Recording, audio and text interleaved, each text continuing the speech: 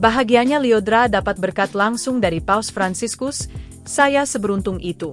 Lyodra Ginting, penyanyi jebolan Indonesia Idol kini jadi sorotan lewat momen dirinya dapat berkat langsung dari Paus Fransiskus di acara Misa Akbar yang digelar di Stadion Gelora Bung Karno, Jakarta, Kamis, 5 September 2024. Lyodra yang saat itu menyanyi dalam kegiatan itu, mengaku sangat bersyukur lantaran bisa diberkati oleh Paus Fransiskus. Saat itu Lyodra berkesempatan mendapat berkat dari Paus Fransiskus setelah bernyanyi di altar. Hari ini saya seberuntung itu bisa ikut misa bersama salah satu tokoh dunia Bapak Suci Paus Fransiskus dan lagi saya ada di altar bersama beliau sekaligus menerima berkatnya, tulis Lyodra, Jumat dilansir dari Tribun Seleb.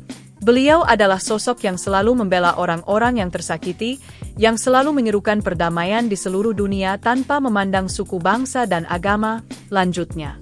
Ia kemudian mengungkap terima kasih atas kesediaan Paus Fransiskus datang ke Indonesia. Ia berharap Paus Fransiskus selalu diberi kesehatan dari Tuhan Yang Maha Esa.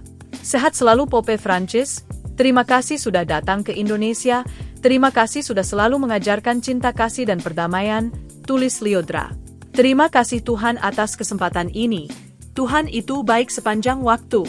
Saya sangat diberkati, pungkasnya. Pada Misa Akbar, Lyodra berduet dengan Anton Jamaica Cafe, seorang penyanyi penyandang disabilitas. Satu di antaranya, mereka membawakan lagu milik Celine Dion dan Andrea Bocelli, berjudul The Prayer. Download Tribun X sekarang, menghadirkan lokal menjadi Indonesia.